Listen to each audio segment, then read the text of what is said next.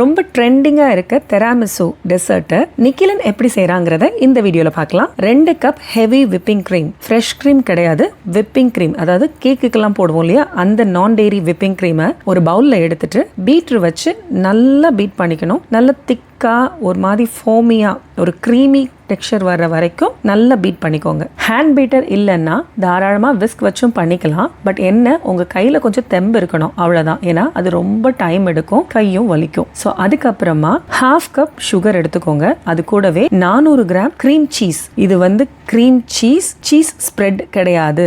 நிறைய பேர் இதோட குழப்பிக்கிறீங்க. சீஸ் ஸ்ப்ரெட்னு போட்டிருந்தா அதை வாங்காதீங்க, க்ரீம் சீஸ்னு இருக்கும். அதை வாங்கி ரெண்டையும் சேர்த்துட்டு மறுபடி நல்லா பீட் பண்ணுங்க. எல்லாம் ஒன்னோட ஒன்று பிளெண்ட் ஆகி நல்லா ஒன்று சேர்ந்து வரணும். பார்க்கவே நல்லா ஸ்மூத்தா க்ரீமியா வெண்ணெய் மாதிரி வரும். இதில் இன்னும் பார்த்தீங்களா, இந்த ஸ்டேஜ் வர்ற வரைக்கும் பீட் பண்ணிட்டு அதுக்கப்புறம் ஒரு ஸ்கொயர் பேன் எடுத்து கொஞ்சம் கிரீஸ் பண்ணிட்டு அதில் கம்ப்ளீட்டா க்ரீமை ஒரு திக் லேயரா போட்டு ஈவனா ஸ்ப்ரெட் பண்ணி விட்டுக்கோங்க. தம்பி செய்யற மாதிரி. தெராமிசுக்குன்னு வர்ற பிஸ்கெட்ஸ் வந்து இப்போ ரெடிமேடா கடைகளில் கிடைக்குது. தம்பி அதை தான் வாங்கி இந்த டெசர்ட்க்கு யூஸ் பண்ணியிருக்கான். ஸோ அது பார்த்தீங்கன்னா லேடிஸ் ஃபிங்கர் அப்படின்னு ஒரு பேர்ல இருக்கும். ஸோ நிறைய பிராண்ட்ஸ் வருது. நீங்க எது கிடைக்குதோ அதை வாங்கிக்கோங்க. தெராமிசு பிஸ்கெட்ஸ்னு கேட்டிங்கனாலே தருவாங்க. அந்த ஃபிங்கர்ஸ் எடுத்து காஃபி தண்ணியில் டிப் பண்ணி எடுக்கணும். காஃபின்னொடனே நல்ல டிகாஷன் போட்டு திக்காக எடுத்துடாதீங்க, அப்புறம் ரொம்ப கசக்கும். ஸோ ஜஸ்ட் 1 கப் தண்ணிக்கு 1 டீஸ்பூன் காஃபி தூள், அதாவது இன்ஸ்டன்ட் காஃபி தூள் போட்டால் போதும். போட்டு அதை நல்லா மிக்ஸ் பண்ணி வச்சுட்டு அதில் ஒவ்வொரு ஃபிங்கர்ஸாக எடுத்து டிப் பண்ணிட்டு நம்ம ஸ்ப்ரெட் பண்ணி வச்சிருக்க அந்த க்ரீம் மேலே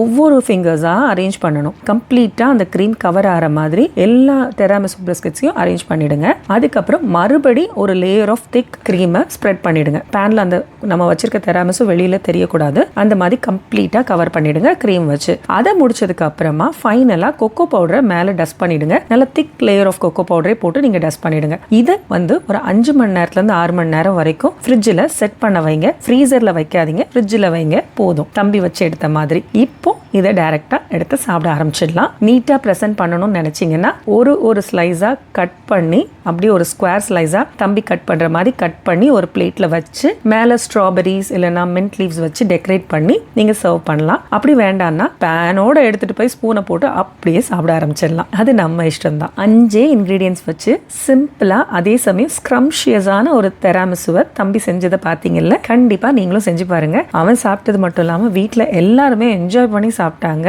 உங்களுக்கும் கண்டிப்பா பிடிக்கும். ஈஸி தான் செய்யறதுக்கு. ஸோ கண்டிப்பா ட்ரை பண்ணுங்க. தமிழ்நாட்டில் பெஸ்ட் கேட்டரிங் காலேஜ் எதுன்னு கேட்டதுக்கு சூப்பரா கிட்டத்தட்ட 100க்கும் மேற்பட்டவங்க எனக்கு ரிப்ளை பண்ணியிருக்கீங்க. உங்களோட இந்த ரெஸ்பான்ஸ் எனக்கு உண்மையிலேயே ரொம்ப சந்தோஷமா இருக்கு. உங்க கைடன்ஸ்க்கு ரொம்ப தேங்க்ஸ். Thank you so much.